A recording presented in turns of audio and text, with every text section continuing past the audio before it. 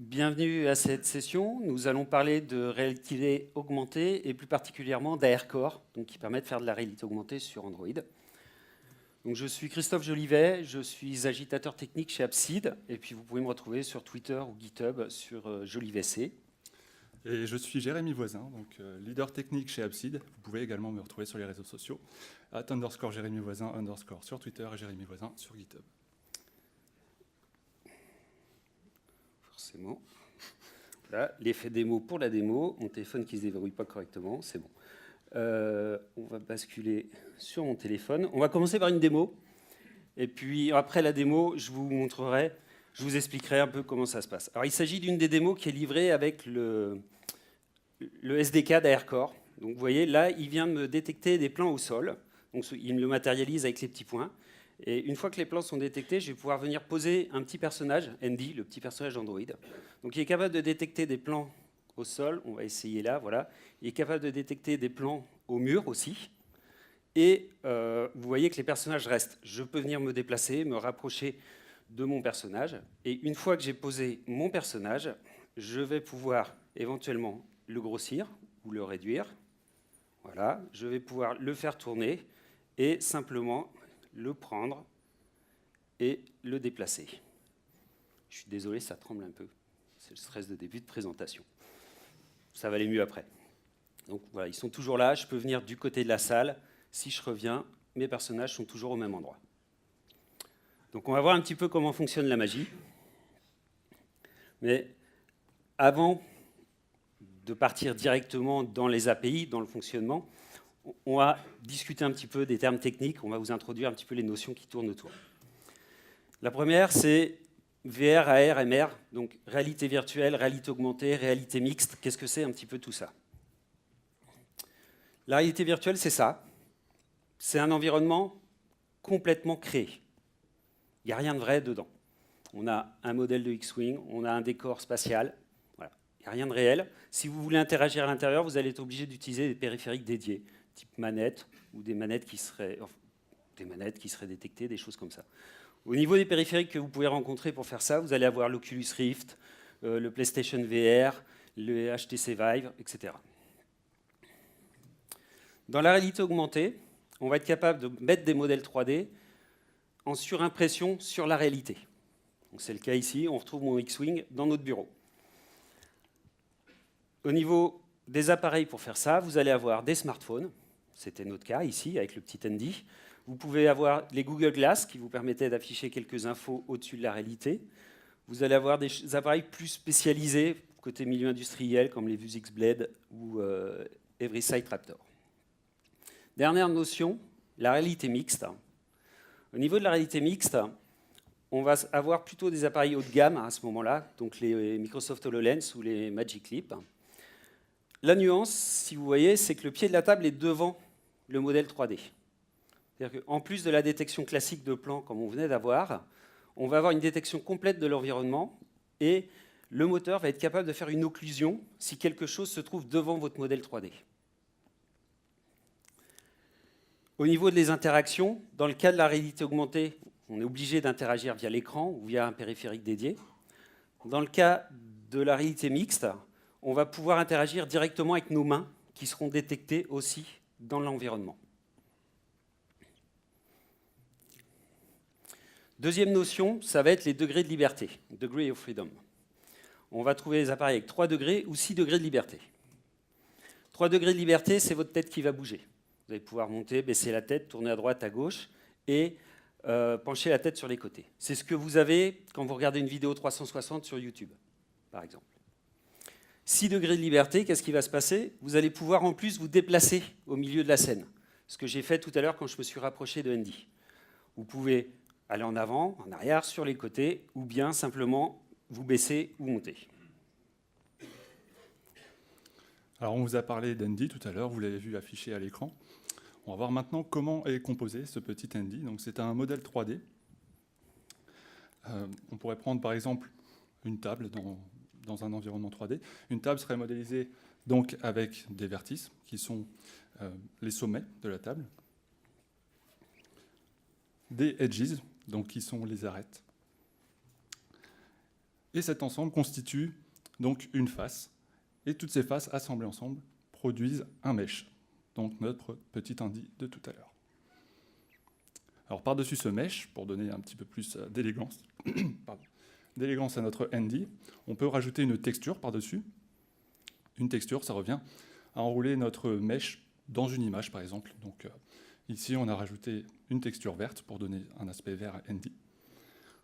Et ensuite, on peut rajouter donc un shader, les shaders définissant les règles de réflexion de la lumière. Donc ici, notre Andy a un aspect métallique, mais on aurait très bien pu lui donner un aspect rugueux. Dans l'environnement 3D, ensuite, il est nécessaire de repérer où sont disposés nos modèles 3D. On va pour ça disposer de poses. Les poses, c'est une combinaison de rotation, puis de translation dans notre référentiel 3D. Introduisons AirCore maintenant. Alors AirCore, c'est le remplaçant du projet Tango. Alors le projet Tango, c'était un projet par Google qui visait à créer un device pour la réalité augmentée avec le petit capteur en plus que possède l'HoloLens, l'HoloLens par exemple. Donc un capteur Time of Flight, voilà. C'est un capteur qui projette une matrice de points dans l'environnement et ces points sont mesurés. Ça permet de mesurer la distance des objets par rapport au capteur, à l'appareil.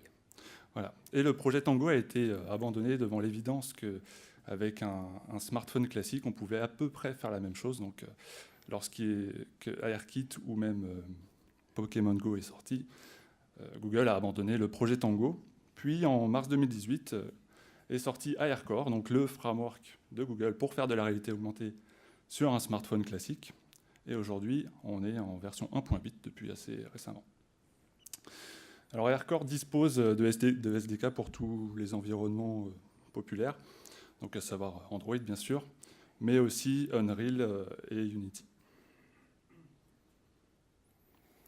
Pour utiliser AirCore, il est nécessaire d'avoir un smartphone sous version Android 7 minimum et d'avoir un smartphone qui est dans la liste des smartphones compatibles, donc plutôt milieu ou haut de gamme. On peut retrouver cette liste sur le site de Google. Aujourd'hui, il y a environ 114 modèles qui sont supportés, mais cette liste est grandissante avec chaque nouvelle version d'AirCore. On trouve les premiers modèles compatibles se trouvent maintenant aux alentours de 200-250 euros. Quelles sont les capacités principales d'AirCore? Alors, il s'agit de comprendre l'environnement. Alors, la compréhension de l'environnement passe par la détection de plans, de la lumière environnante, de visages, d'images éventuellement qu'on lui aurait demandé de reconnaître. Il est capable de suivre le mouvement de l'utilisateur, de localiser le son, de proposer les cloud anchors sur lesquels on reviendra ensuite, et il est compatible avec iOS. Alors, au niveau de la perception d'AirCore, qu'est-ce qui va se passer? Il va détecter des points d'intérêt au sein de votre image. Donc ça va être des bordures, des changements de texture, des changements de couleur. Donc on les voit ici matérialisés, c'était les petits points bleus, donc on va en voir ici apparaître, voilà, sur la moquette, au coin des meubles, au coin des murs, la prise sur le mur. Et ensuite, lorsque vous allez vous déplacer au sein de l'environnement, suivant l'évolution de ces plans, il va être capable de calculer, enfin l'évolution de ces points, il va être capable de calculer des plans, de découvrir des plans. Donc on voit très bien, au début, il y avait tous les points sur mon clavier, et ensuite il a créé un plan au-dessus du clavier. Une deuxième information que va vous fournir AirCore, c'est la lumière. Vous allez avoir une estimation de l'intensité de la lumière dans l'environnement et vous allez aussi avoir une correction de couleur à appliquer qui va être fournie. L'intérêt, c'est que ça va vous permettre, quand vous allez construire votre scène 3D, de régler aussi la lumière dans votre scène 3D pour que l'éclairage corresponde à celui de l'environnement et augmenter l'impression de réalité de votre modèle 3D dans la pièce. La correction de couleur, simplement, si vous avez une pièce avec un éclairage plutôt rouge, vous allez mettre une lumière rouge dans votre scène 3D et à ce moment-là, le personnage aura encore l'air plus vrai. Le suivi de mouvement, donc ça repose sur un algo de visual inertial odométrie. Ça va être la combinaison de tout un tas d'infos. Donc il va combiner l'évolution des points d'intérêt qui sont détectés quand je me déplace avec les informations des différents capteurs de mon téléphone, c'est-à-dire l'accéléromètre, le gyroscope, le compas. Et à partir de tout ça, il va être capable de déterminer comment mon téléphone se déplace dans la scène par rapport aux points d'intérêt qui étaient détectés. On va pouvoir aussi, dans une scène 3D, faire une localisation du son. Donc pour ça, il y a un SDK qui ne fait pas partie d'AirCore, qui est disponible chez Google, qui s'appelle Résonance Audio, et qui utilise les algos qui sont appelés binaural audio. Donc le concept est le même que dans la réalité. Au niveau de la stéréo, le son qui va être généré va être plus fort sur l'oreille qui est du côté de la source et moins fort et en retard sur l'oreille qui est de l'autre côté de la source sonore. Les algos sont suffisamment complexes pour en plus vous permettre éventuellement d'avoir des effets d'écho, de rebond sur les murs, etc. Au niveau de l'utilisation d'AirCore, vous allez avoir 4 possibilités. Vous pouvez décider de faire du web via WebXR. Vous pouvez décider de faire une application Android, ce qui était le cas de la première démo, une application iOS, ou enfin, vous pouvez décider de travailler avec un moteur de jeu, que ce soit Unity ou Unreal. On va commencer un petit peu avec WebXR. Alors, WebXR, c'est une spécification qui est en cours pour faire de l'AR et de la VR dans le web, donc de la réalité augmentée ou de la réalité virtuelle dans un navigateur. Il y a une intégration au sein de Chrome entre AirCore et la spécification du WebXR. Donc il vous faudra par contre ce coup-ci un Android 8 et puis 7 et Chrome Canary. En plus de Chrome Canary, il va falloir activer 2 flags à l'intérieur pour obtenir les fonctionnalités de WebXR. Donc la spécification est toujours en cours. Et une fois que vous aurez votre scène, vous allez pouvoir mettre des objets dans la scène. On se retrouve avec les API de WebGL, donc qui sont des API très bas niveau. Vous allez positionner vos points dans l'environnement, vous allez dessiner vos faces pour construire vos mèches, vous allez positionner vos shaders. Il y a beaucoup de code à écrire. C'est le même pour OpenGL. Ceux qui ont fait du OpenGL comprendront. Il y a une librairie un peu plus haut niveau qui a été développée par les équipes de Google qui s'appelle 3.ir.js, qui est une surcouche à 3JS qui permet de faire des scènes de réalité virtuelle. Il y a un certain nombre de limitations. D'abord, l'instabilité de l'API, puisque WebXR n'est pas figé encore, donc il y a des changements. Si vous voulez faire les tests actuellement, il ne faut pas prendre la dernière version de Chrome Canary, il faut prendre une précédente version, parce qu'il y a une évolution dans la spec qui a été implémentée dans la dernière version, mais qui du coup ne fonctionne plus avec AirCore. Et en plus, il y a un deuxième point, et qui n'est pas couvert par la spec à l'heure actuelle, parce qu'il y a un débat au sein des gens, c'est l'estimation de la lumière. Donc elle n'est pas fournie par la spécification. On ne va pas aller plus loin avec le WebXR, vu que ce n'est pas sec. Voilà, on est vraiment sur les choses expérimentales. On va plutôt s'intéresser à la version Android, qui, lui, est vraiment sec. Comment ça va se passer si vous voulez utiliser WebXR AirCore? La première chose à faire, c'est passer votre niveau de compilation à 1.8. Parce que les API, entre autres, vont utiliser les fonctionnalités de Java 8 comme les completable features. La deuxième chose, demander une dépendance. Donc ici, il s'agit d'une dépendance vers SceneForm. Alors SceneForm, c'est une API haut niveau qui va avec AirCore, dont on va reparler après, qui va nous faciliter tout ce qui est la manipulation. Et enfin, dernière chose, c'est l'activation d'un plugin dans votre build. On reviendra aussi dessus. Le plugin va vous permettre de manipuler les objets 3D.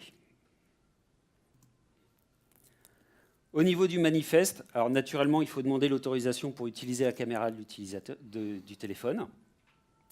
Il faut déclarer qu'on va utiliser les features de la réalité augmentée de la caméra et naturellement, au niveau de l'application, dans les métadatas, préciser qu'on va utiliser AirCore. Une première notion dans l'API d'AirCore, c'est l'encre. Une encre, c'est un point dans le monde réel. C'est les petits points bleus qu'on voyait tout à l'heure correspondent à une encre. Ce qu'il faut savoir, c'est que quand vous allez vous déplacer au sein de la pièce, la compréhension va évoluer. Tout à l'heure, vous voyez, quand je tournais mon téléphone, les plans s'agrandissaient. Et donc, la compréhension de la pièce que va avoir AirCore va évoluer. Et du coup, les encres sont recalculées en permanence pour être placées de façon optimale. Ce qui coûte pas mal de ressources. Donc, vous allez voir que les API drainent pas mal la batterie. Et surtout, on déconseille d'aller au-delà de 20 encres, parce qu'à ce moment-là, vous allez trop dégrader les performances de votre application. Une fois que vous avez vos encres, vous pouvez vous retrouver avec les API bas niveau.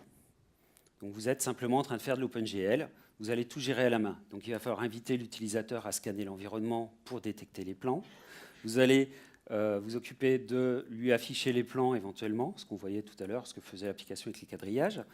Vous allez être obligé de charger votre modèle depuis un fichier OBJ, c'est un format standard Donc c'est simplement une liste de vertex avec ensuite une liste des vertex pour venir les mapper sur la texture, les enchaînements des vertex pour faire dessiner les plans, etc. Donc beaucoup de code encore à écrire. Et puis vous devrez aussi gérer tout ce qui est interaction de l'utilisateur. Donc encore beaucoup de code.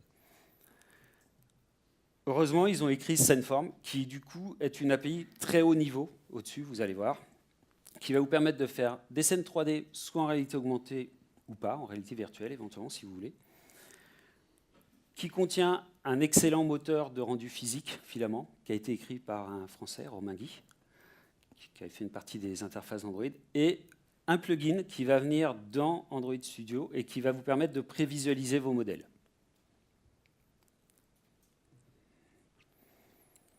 La première chose à faire dans votre application, ça va être de placer l'air fragment dans votre layout. Donc l'air fragment, il va s'occuper de... Bon, si vous avez vu tout à l'heure, quand j'ai lancé l'application, il y avait une petite main avec un téléphone, ça n'a pas duré longtemps, pour l'invitation à scanner l'environnement.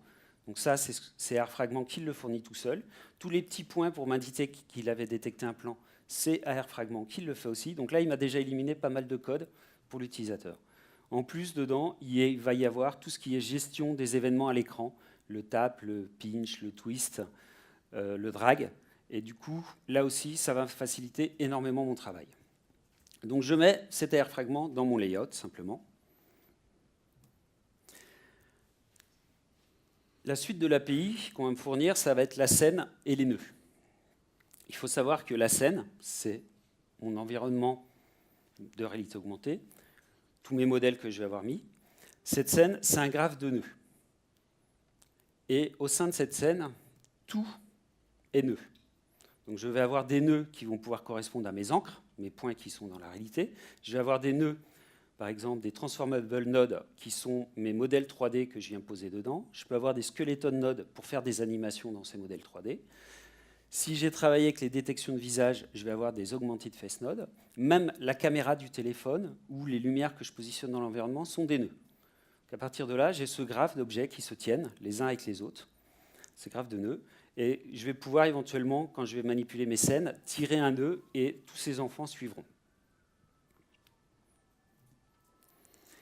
La scène, elle, va me fournir ce qu'ils appellent la détection de hit, c'est-à-dire que quand je vais taper sur l'écran, il va faire ce qu'on appelle un recasting, c'est-à-dire qu'il va lancer un trait perpendiculaire à mon écran, à travers la scène, et il va me fournir un hit result. C'est l'intersection de ce recasting avec un plan ou un objet que j'ai posé dans la scène.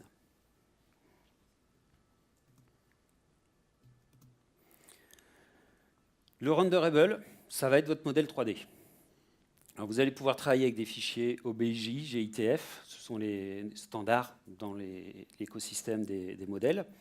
FBX pour des modèles avec des animations. Et puis tout ce qui est fichiers type math, qui sont les textures avec les shaders. Le plugin, le fameux plugin qu'on avait rajouté en bas du build Gradle, ce qu'il va faire, c'est qu'il va vous générer deux fichiers, SFA et SFB. SFA, ça va vous permettre de configurer un petit peu l'utilisation qui sera faite du modèle. Et SFB, c'est le modèle lui-même qui sera chargé par ARCore pour vous afficher votre objet 3D. Si comme moi, vous n'êtes pas très doué en design, à part faire des cubes et des ronds, vous pouvez aller sur polygoogle.com. Il y a énormément de modèles 3D qui sont ici disponibles, souvent sous licence Creative Commons. Donc voilà, c'est une source intéressante. Au niveau du code, qu'est-ce qu'on va avoir? Dans mon activité, je vais me préparer un modèle renderable. Ça sera mon petit modèle 3D, mon mesh dandy, avec sa texture, ses shaders, etc. Au create de mon activité, je vais charger mon modèle. Donc là, on a une API avec un builder. Je lui mets simplement la source vers le fichier SFB qui a été généré par le plugin, et j'appelle le build. Le build me renvoie le completable futur, c'est pour ça que j'étais obligé de me positionner en Java 8. Et à ce moment-là, je gère. Si mon modèle est chargé, très bien, j'en profite, je garde la référence. Si ça s'est mal passé, je renvoie pas nul, je l'ai fait pour que ça rentre dans la slide, vous prévenez l'utilisateur, c'est mieux.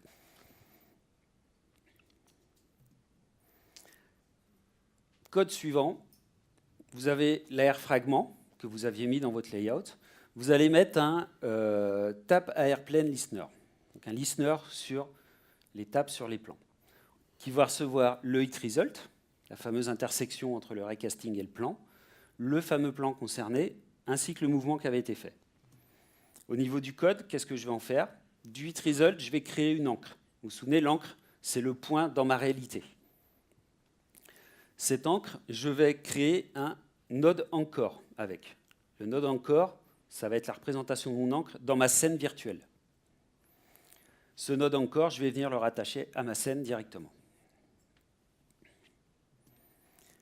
Je vais créer un transformable node. Le transformable node, c'est un nœud qui va me permettre ensuite de venir l'associer au encore node, donc qui sera rattaché dessus, et je vais pouvoir mettre mon renderable dessus, mon modèle 3D, et à ce moment-là, il va s'afficher. Le transformable node, il va me permettre de gérer tout ce qui est mouvement, le zoom, le fait de tourner le bonhomme, etc., le drag and drop, c'est géré par ça. Là, vous avez vu 80% du code de la démo de tout à l'heure. Le code qui vous manque, c'est celui qui gère le fait qu'on n'ait pas l'autorisation d'utiliser la caméra ou que le AirCore ne soit pas installé.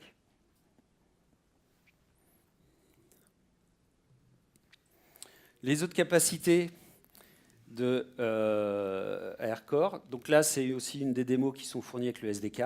Vous allez avoir la détection de visage. Donc il va vous fournir un mesh avec un pose qui se trouve derrière le nez, au milieu de la tête, qui correspond au centre de la tête. Et vous allez être capable, après, de raccrocher un modèle 3D autour, ce qui est le cas ici avec les oreilles et le nez. On a refait un Snapchat. Si vous aviez vu ma conf de l'année dernière où je parlais d'Android Vision, c'est beaucoup mieux qu'Android Vision. Android Vision perd généralement la détection des visages si vous penchez trop la tête. Là, la détection est vraiment beaucoup plus sensible. L'autre possibilité, c'est les images augmentées. Donc vous allez pouvoir suivre jusqu'à 20 images en simultané. Et donc voilà, il m'invite au début à scanner l'image. Et une fois qu'il a scanné l'image, il va venir me positionner, il a détecté l'image, il va venir positionner les petits bords de cadre. Donc ça aussi, c'est une démo du SDK. Il y a un outil en ligne de commande qui s'appelle AirCore Image qui va vous offrir deux choses. C'est une estimation de la qualité de votre image. Donc une note sur la facilité avec laquelle elle sera détectée. Il faut savoir qu'il faut des images avec des caractéristiques assez variées. Il ne faut pas quelque chose de très monotone comme une façade d'immeuble par exemple, ou un sol, une moquette tout simple. Pour ça d'ailleurs qu'on achetait des trucs par terre sur scène, nous, pour briser la monotonie de la moquette. Et AirCore Image, la deuxième possibilité, c'est qu'il va vous permettre de construire une base de données qui va vous offrir la possibilité d'accélérer l'initialisation de votre application. Soit vous pouvez préparer la détection d'images au démarrage de l'application, soit vous pouvez préparer cette base de données à l'avance et du coup avoir une application qui démarre très très vite. Enfin, dernière chose que va venir vous offrir AirCore, pas la dernière, mais c'est la dernière des choses très intéressantes, c'est le partage d'encre entre plusieurs appareils. Pour ça, vous allez avoir besoin d'activer un service sur le cloud Google qui s'appelle AirCore Cloud Encore API, qui va vous fournir une clé d'API que vous allez venir mettre dans votre Android Manifest XML. Ce qui va se passer, c'est qu'il va, quand vous allez vouloir mettre l'encre, il va utiliser les points d'intérêt autour, il va envoyer tout ça vers le cloud et ça va être stocké au niveau du cloud avec l'endroit de l'encre par rapport au pattern de points. Et vous pouvez ensuite, en utilisant un identifiant, revenir faire la résolution de cette encre ou éventuellement partager l'identifiant de l'encre avec quelqu'un d'autre qui pourra faire la résolution de l'encre lui aussi et voir l'objet exactement au même endroit. Les encres sont conservées 24 heures au niveau du cloud. Qu'est-ce qu'il va falloir faire pour utiliser ces fameuses clouds encore? Il y a un petit peu de code supplémentaire par rapport à tout à l'heure. La première chose à faire, c'est de configurer. Donc on va créer la session. Au niveau de la session, comme il y a des choses qui peuvent se passer mal, le téléphone n'est pas supporté, le SDK est trop vieux, etc., on va gérer ces exceptions. Ensuite, on va créer une configuration à partir de la session. On va modifier la configuration pour activer les clouds encore et on va réinjecter la configuration dans la session. Au niveau du code, donc on retrouve ici mon hit crête encore comme tout à l'heure. Vous vous souvenez qu'il me renvoyait mon encre, mon point dans la réalité auquel je crée mon encore node, son équivalent dans ma scène 3D pour mettre mon modèle dessus. Ici, je vais demander à la session d'aller hoster mon encre dans le cloud. Ça me renvoie une nouvelle encre qui, elle, contient le fameux Cloud Anchor ID. Donc c'est une string. De l'autre côté, quand je vais la partager, l'autre utilisateur a juste à faire un resolve Cloud Anchor avec le fameux Cloud Anchor ID et il va récupérer l'encre dans la scène. Une fois qu'il aura l'encre, simplement, comme tout à l'heure, on retrouve les mêmes patterns. On crée l'Anchor node, donc l'équivalent dans la scène virtuelle. On l'associe à la scène et puis on va pouvoir instancier notre transformable node sur lequel on met notre petit renderable et on l'associe à l'Anchor node.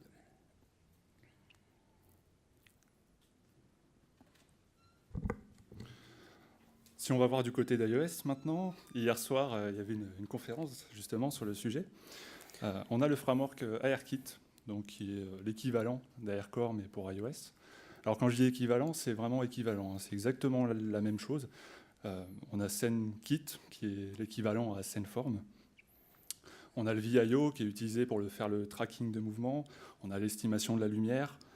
Seule différence, éventuellement, le mode multijoueur s'appelle Multi-Peer Connectivity et pas Cloud Anchors. Là où AirCore, c'est mieux, on va dire, c'est qu'il peut se positionner au-dessus d'AirKit. Et ce que ça va apporter, c'est la gestion des Cloud Anchors sur iOS. Donc on pourrait imaginer une application iOS et Android qui fonctionnent ensemble pour afficher donc un environnement similaire et sur lesquels on peut interagir depuis l'un ou l'autre des devices. Parlons d'Unity maintenant. Alors on a dit tout à l'heure que c'était un moteur de jeu, Unity. Ce qu'il faut savoir, c'est que c'est pas nouveau de faire de la réalité augmentée sur Unity. On a un framework qui s'appelle Vuforia, qui existe depuis assez longtemps. Le marché de Vuforia, c'est plutôt image augmentée et objet augmenté, c'est-à-dire on va chercher à détecter des images dans l'environnement et superposer soit une image ou un modèle 3D au-dessus. Il est même possible de détecter des modèles simples, donc des petits objets dans l'espace pour y superposer un autre modèle. On n'est pas tout à fait sur le même marché avec Vuforia, puisque Vuforia est plutôt orienté entreprise pour la formation de nouveaux ouvriers, par exemple sur une machine sur laquelle ils viendraient d'arriver, donc où on peut superposer des images ou des informations sur différentes pièces d'une machine, par exemple, donc pour former l'opérateur.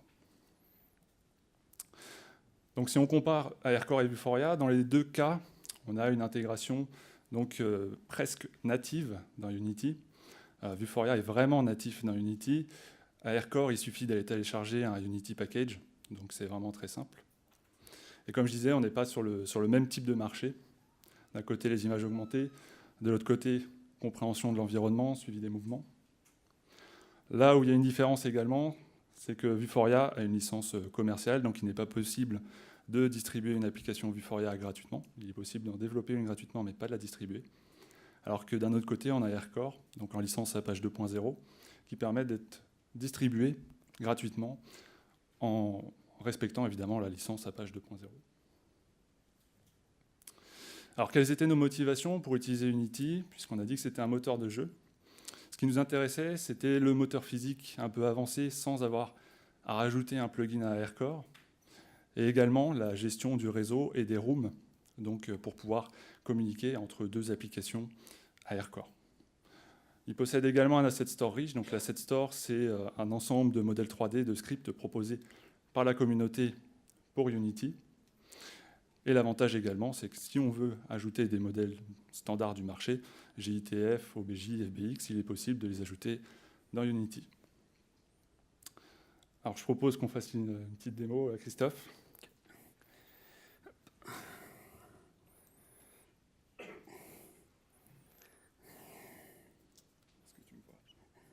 Tac. C'est bon. Hop. Alors, vous allez avoir en haut à gauche, c'est le téléphone de Jérémy, et en bas à droite, c'est le mien.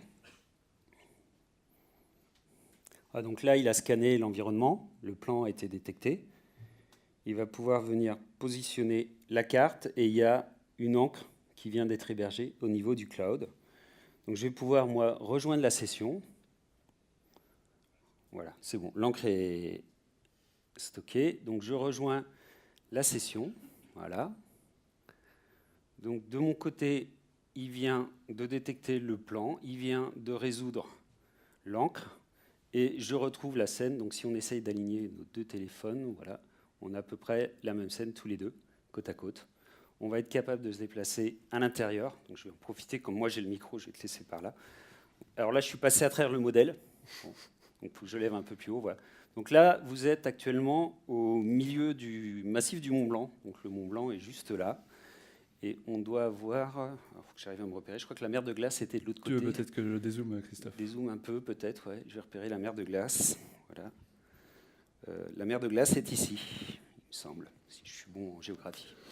Alors pour notre modélisation 3D, on fait un croisement de plusieurs données. Donc on a du Bing Maps pour aller chercher les coordonnées donc, du Mont Blanc. Ensuite, on appelle les API Open Elevation pour récupérer donc, les élévations de chaque point donc, qui correspond à des vertex dans notre scène. Puis pour les tiles, donc pour les images qui sont appliquées par-dessus, on est sur de l'OpenStreetMap. Alors d'ailleurs, il y a un truc, c'est que je suis au milieu de la scène. Et ce qu'on disait sur l'occlusion au début, sur la réalité augmentée par rapport à la réalité mixte, normalement, comme je suis devant Jérémy, il devrait lui cacher la carte, sauf que la carte est imprimée par-dessus moi. Je devrais apparaître au milieu de la carte. Donc ça brise un petit peu l'effet de réalité augmentée. Même chose, si je viens ici, moi, mettre ma main devant, voilà, la carte se retrouve dans ma main. Alors qu'on devrait voir ma main et la carte devrait être cachée puisqu'elle est censée être posée au sol. Tu nous déplaces Je vais nous déplacer, on va changer d'endroit. On va aller au Kilimandjaro.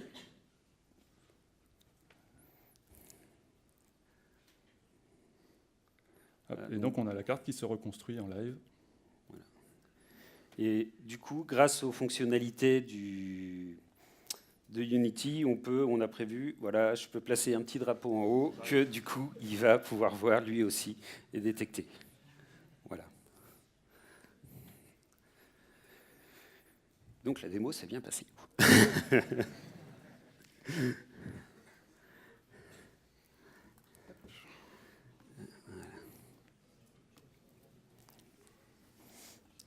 Alors, ça saccade un petit peu avec l'outil qu'on utilise pour retransmettre à l'écran.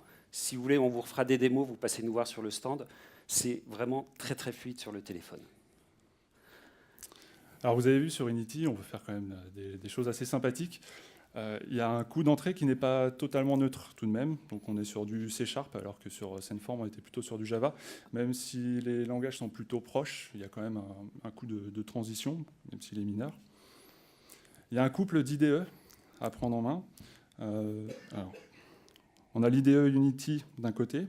Donc quand on arrive dessus, la première fois, c'est pas très très intuitif. Donc quand on commence à maîtriser ensuite, on peut retrouver donc, le graphe que Christophe a expliqué tout à l'heure dans Sceneform. Et on a eu quelques soucis au départ quand il a fallu ajouter l'estimation de la lumière environnementale. On a dû aller chercher dans l'objet 3D le shader. Ça veut pas.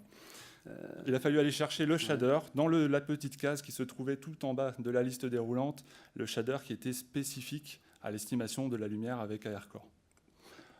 De même pour les drapeaux, il a fallu aller chercher le fait qu'on doive rajouter un rigid body pour gérer les collisions avec un mesh collider. Donc, voilà. Au départ, c'était assez compliqué à prendre en main, mais ensuite... C'est vraiment des choses qui ne sont pas instinctives, hein, surtout pour moi qui n'avais pas l'habitude du jeu vidéo. C'est-à-dire que j'ai un mesh, j'ai un plan, je veux poser quelque chose dessus, on m'a annoncé que j'avais un moteur physique, je fais tomber quelque chose dessus, et là, ça passe à travers. Et c'est simplement parce que le mesh n'a pas intégré le rigid body.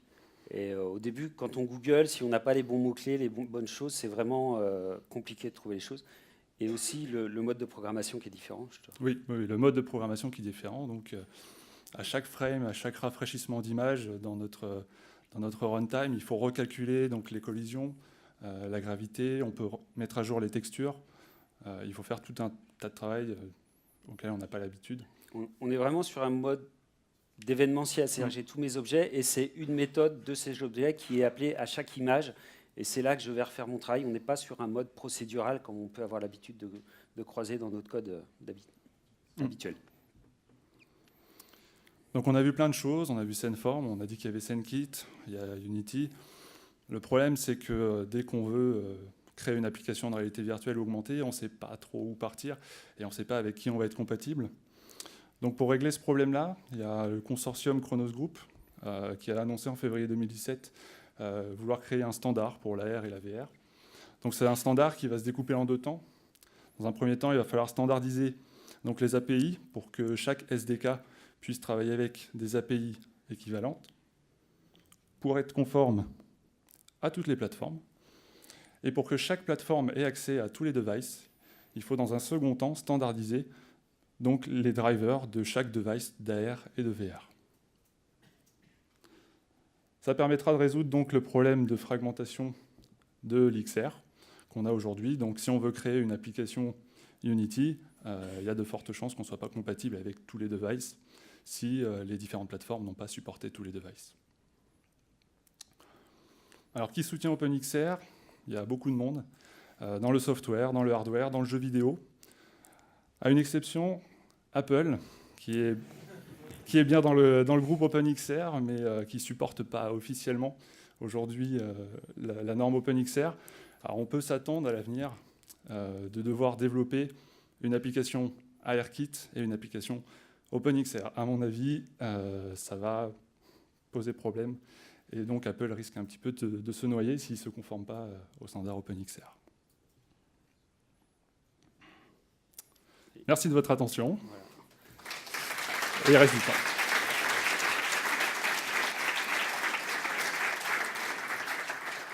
Est-ce que vous avez des questions? Oui. On t'amène le micro. Hop. Bonjour, Bonjour. merci pour la conf, c'était super intéressant. Alors j'ai une question, c'est il y a énormément de modèles Android, notamment un Galaxy S10 qui va coûter cher et un téléphone qui va coûter 200 €. Quelle est la différence de performance que vous pouvez avoir avec ARCore? Est-ce que on voit vraiment une grosse différence ou ça va? Ça va être plus, je pense, dans l'interprétation de l'environnement, déjà la rapidité de détection des plans, et aussi quand on va vouloir rajouter des modèles dans notre scène. Le fait de gérer plus de modèles va être plus compliqué sur un modèle milieu de gamme, alors que sur un Galaxy S10, ce sera super fluide. J'ai un OnePlus 6, un Honor 8X. Alors, j'ai un téléphone à 600 €, le sien est à 250 € à peu près. Et on note pas de différence comme ça visuelle vraiment. Oui.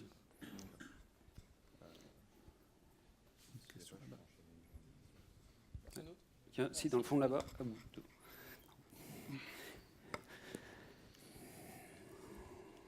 Alors, oui, merci pour la presse, effectivement, Merci. c'était intéressant, c'était sympa. Est-ce que vous avez déjà eu des applications métiers concrètes où vous avez pu utiliser de la réalité augmentée? Alors, pour l'instant, non. On ne désespère pas.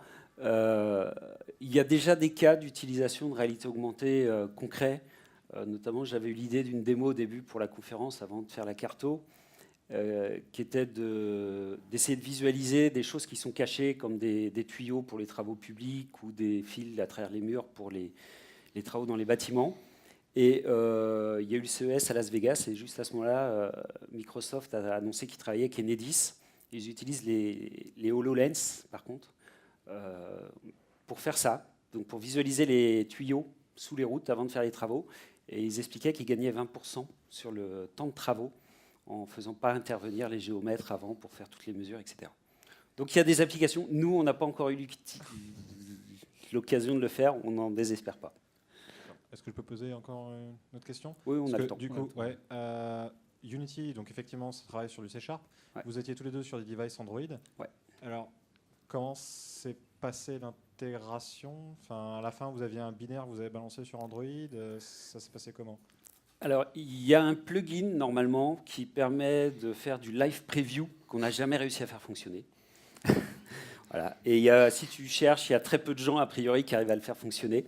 Donc, simplement, dans Unity, tu vas configurer, tu vas pouvoir dire « je génère un livrable pour iOS ou pour Android ».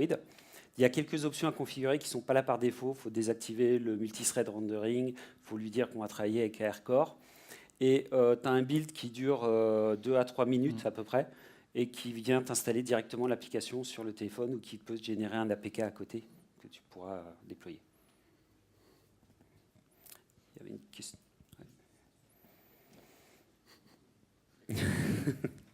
Vous avez parlé tout à l'heure des performances et de la batterie du téléphone. Ça se traduit comment?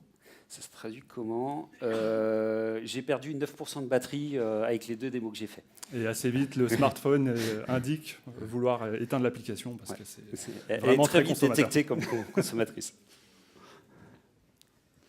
Alors là, j'ai juste une petite question, c'est est-ce qu'il y a moyen de détecter les sources de lumière pour après avoir sur l'objet 3D un rendu Alors, ce que tu peux faire, c'est quand tu scannes en live, tu as l'estimation de l'intensité de la lumière.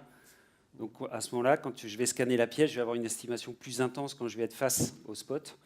Et dans ces cas-là, je vais être capable de positionner mes sources de lumière pour avoir des rendus plus corrects. Les projections d'ombre ne sont pas encore au point. Je ne sais pas si je peux remettre, si je vais avoir le petit glitch.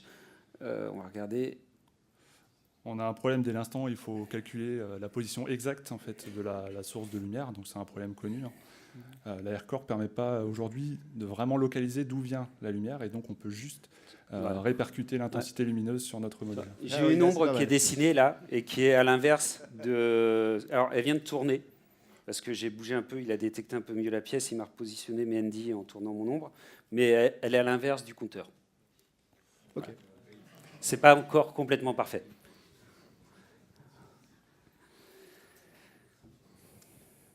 J'ai une dernière question pour vous. Vous avez parlé des AR Cloud Encore. Les Cloud Encore, ouais. Du coup, ça nous permet de garder, on va dire, la détection de l'environnement pendant 24 heures. Aujourd'hui, on peut avoir des applications qui vont guider des personnes, par exemple, dans un musée. Comment vous allez faire? Vous allez à chaque fois remettre cette détection de plan au sein du cloud? Alors, pour les utilisateurs qui vont potentiellement récupérer cette détection, ou il y a un moyen qui permet que ça reste tout le temps, quoi? C'est une bonne question. Réalimenter, je pense, j'ai pas vu d'autre solution que de le faire à la main à chaque fois. Tous les matins, ça voudrait dire que le gardien passe et réalimente les clouds encore, ce qui n'est pas très pratique. Dans un musée, on peut travailler typiquement avec la détection d'images pour afficher les informations du tableau devant lequel on est. Après, pour dire je vais guider dans les allées, effectivement, il va falloir réfléchir à avoir un truc plus complexe. Là, j'ai pas de réponse comme ça. Je sais pas si Non, mais pareil. C'est plutôt les images augmentées qu'on va retrouver dans un musée, donc on va superposer à un modèle ou à une image, quoi. Là, au premier rang. Je me posais la question du coup des performances notamment sur Unity. Est-ce que vous avez essayé de charger un peu la scène, mettre des modèles avec des animations, de faire quelque chose un peu plus complexe? Alors oui, j'ai essayé avec gestion de la gravité, donc à faire tomber des choses du ciel un petit peu. Ça devient assez vite difficile de gérer les performances quand il y a beaucoup de modèles dans la scène avec beaucoup de gestion de la gravité ou des collisions. Ok.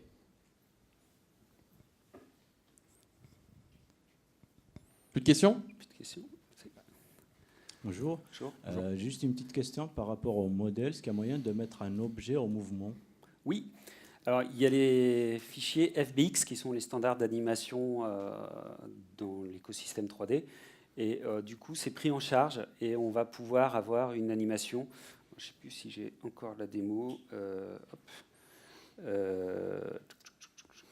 vais pas l'avoir. Non, je ne l'ai pas ici. Et il y a une démo qui est fournie avec le SDK, je ne l'ai plus d'installer, où il y a le petit Andy qui se met à danser. Voilà, donc il y a un truc d'animation qui est prévu à l'intérieur.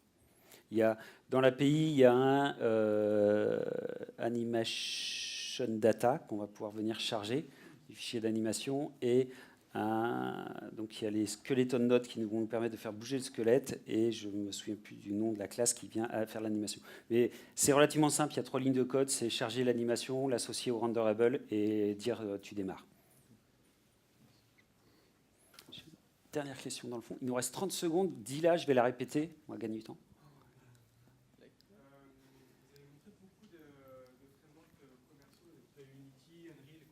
Ouais. Par contre, tout ce qui est framework open source, le Godot Engine, l'AGE, tout ce qui est vraiment fait actuellement, qui existe depuis déjà quelques années, est-ce que ça vous a aidé? Est-ce que vous avez pu l'observer? Est-ce que vous avez comparé? Ou vraiment vous adressez que sur l'AirCore? on s'est vraiment concentré sur l'AirCore. On en a regardé quelques-uns. Il y a des noms qui m'intéressent parce qu'il y a des noms que je n'avais pas identifiés dans ce que tu as dit. Mais nous, on s'est vraiment penché sur l'AirCore. Et on est à court de temps. Si vous avez encore des questions, on sera disponible sur le stand. Merci. N'hésitez pas, faites-nous un retour dans l'application. Merci.